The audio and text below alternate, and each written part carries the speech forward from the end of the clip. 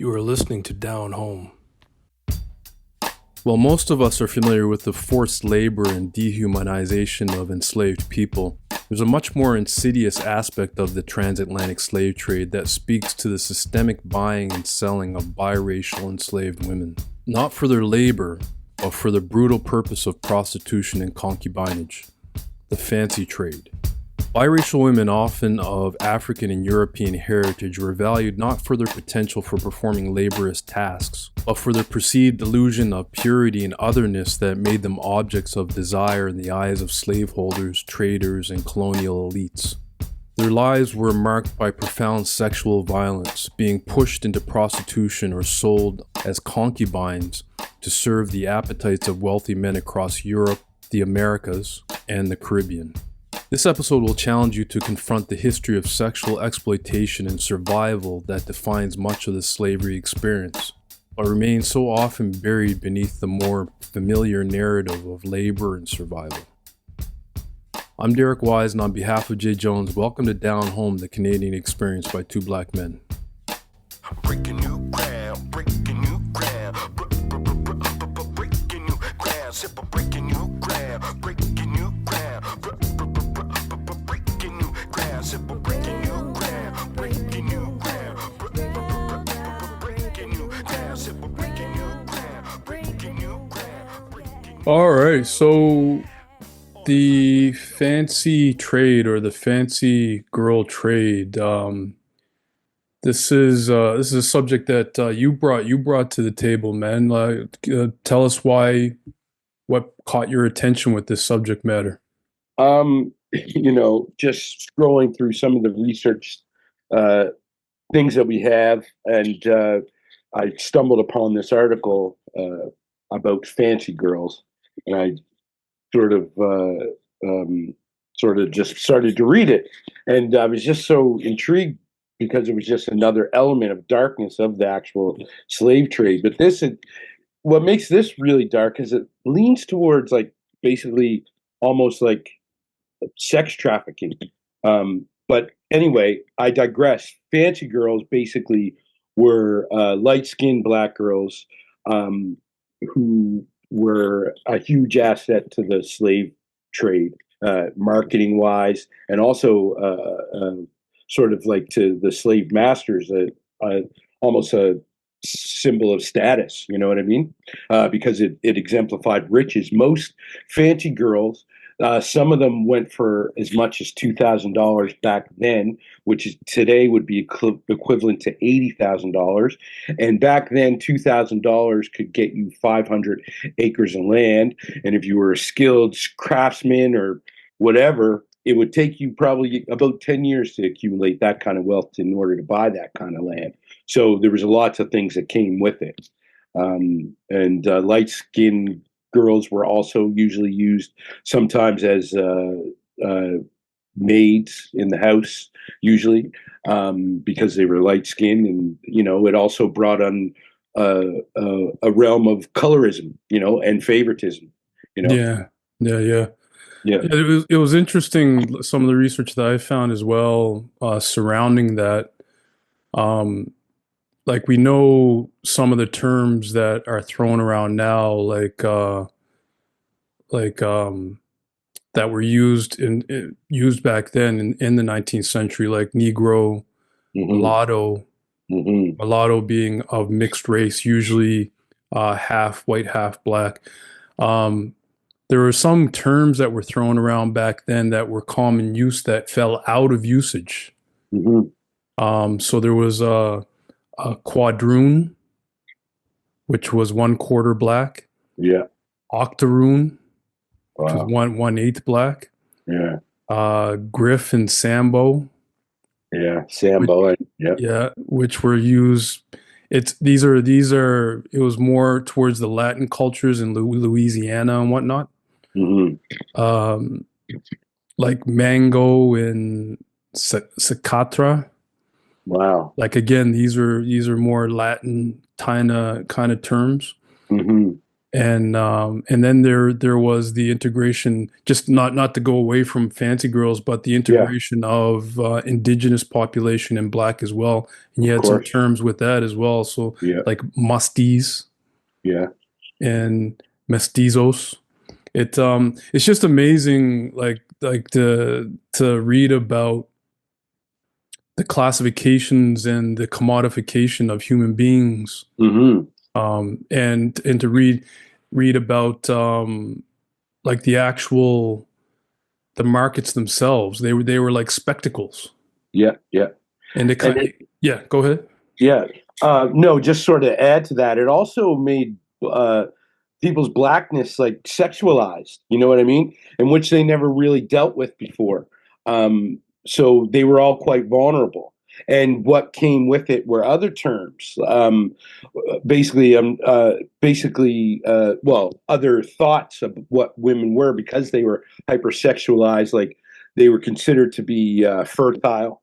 You know what I mean? Therefore, they were hypersexual. You know what I mean? So, and the ironic things about that is basically some of these fancy girls or some of these black women who were enslaved were often didn't have any choice. Often the slave master or would force themselves upon, or they would get a person called a stockman, which would he'd be weighed and tested, look like good genes, and then he'd be put in a room with young black women and to have sex with them so they could increase the numbers, so they can increase the slave trade. Because there was a time when um, there was a prohibition on allowing slaves to come in. So therefore, what has started to happen in those areas were called slave breeding, where the it was such a cash, cotton trade was such a cash crop that they started to have sex with their enslaved women or hire someone to, or they were sold as concubines or whatever. Hmm. Fancy girl. The term itself might sound almost delicate, but its origins are far from innocent. It comes from the idea of something to suit one's fancy. In other words, a young woman purchased for sexual abuse. The women in this trade fit a very specific profile: young, attractive, biracial, and of childbearing age. Unlike other enslaved people who were primarily bought for labor, these women were sold for sexual exploitation.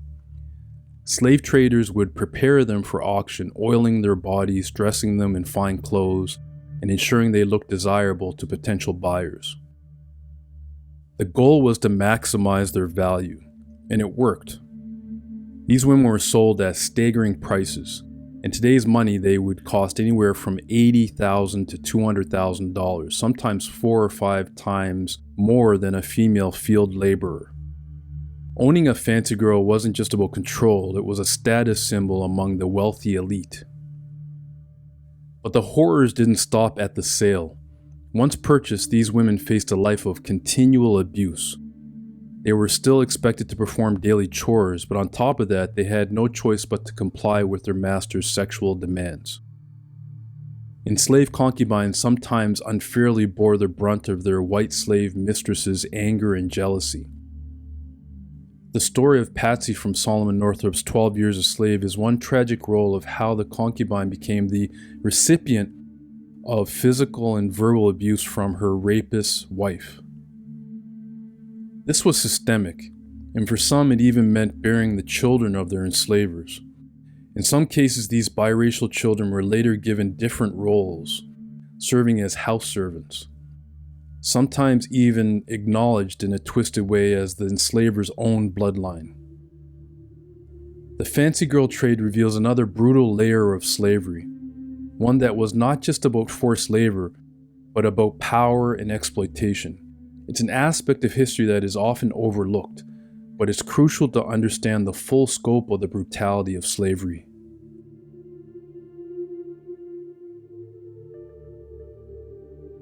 Just to kind of expand on that, I found a passage from a document that was written back in 1850, Mm-hmm. which was describing an actual slave auction. So Wow. I'll just read this. So it Yeah, was it yeah. was it was written by author Dr. John Tophilis, and he's recounting the selling of Mary, or slave number 46, and she Mhm. was a what was considered a fancy girl, right? Mhm. There stands a girl upon the platform to be sold to the highest bidder. She was a fair waist. Her hair is black, silky, and falling down in ringlets upon her full shoulders.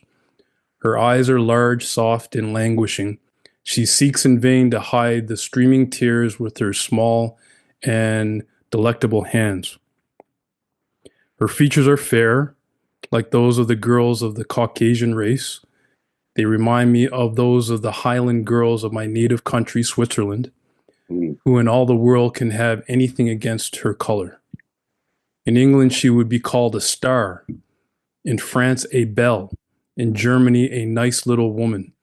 And in the free states of the Union, she would pass when fashionably dressed for a fair lady. But in the slave states, she is openly sold as though she was nothing more than a beautiful mare or a splendid cow.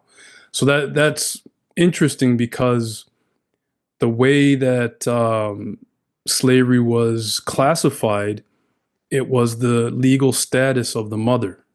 Mhm. Yes. So if your mother was born into slavery, and then she was, sold and was a concubine to a white slave master and had children, those children were automatically slaves, no matter what they looked like.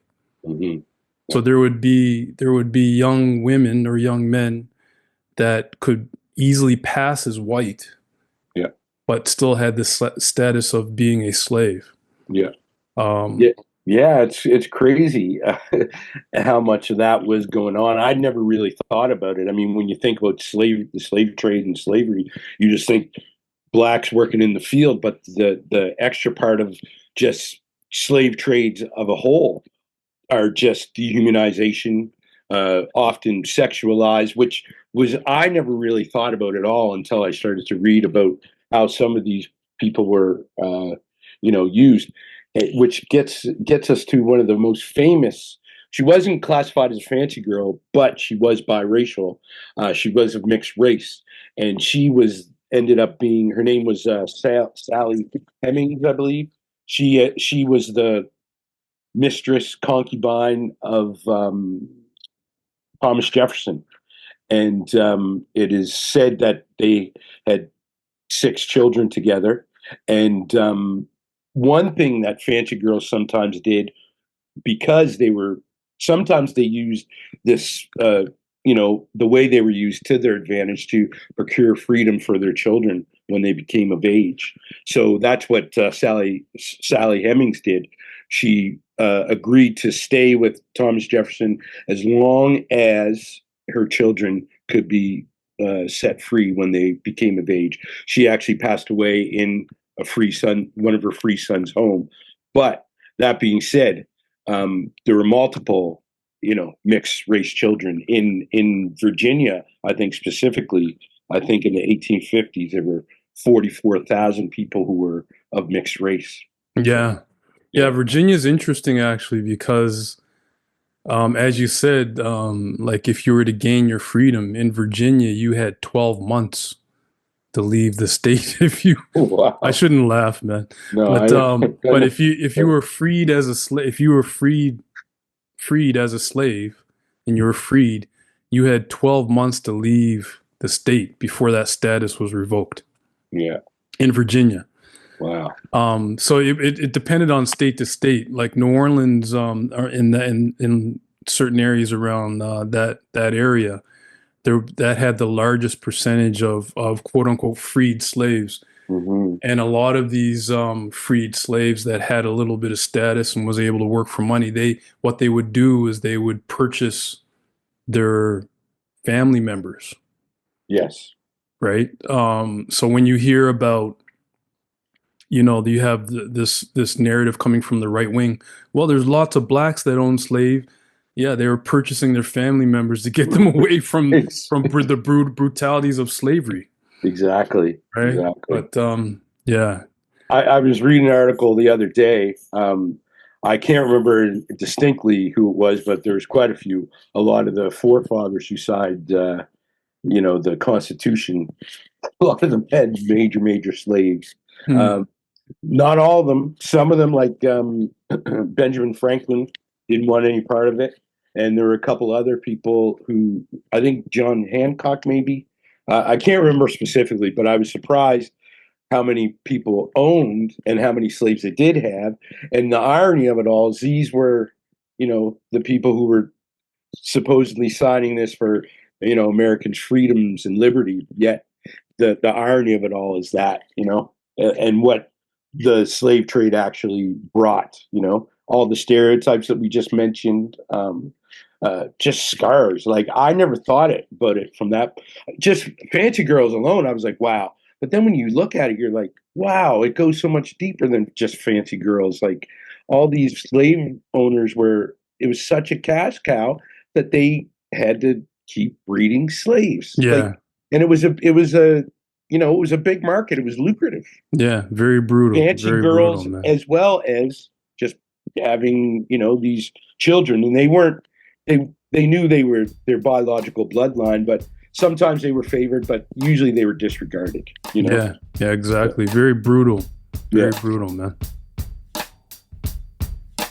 Breaking new ground, breaking new ground, breaking new ground, simple breaking new ground, breaking new ground. You have been listening to Down Home. Subscribe wherever you listen to podcasts. Breaking new ground, simple breaking new ground, breaking new ground, breaking new ground, yeah. On a high plateau, from the one down below to the future of the funk, getting lost in the flow. Contact with the spark magex. Now it's time to flex with the force from the soul, reaching all aspects, getting deep, no time to sleep. As you reach your next phase, laying it all on the line. New trail start to blaze. It's a fire inside, a brand new path, breaking down the sum to one. Feeling free, I just laugh with the joy. The song Breaking New Ground from The Breakdown.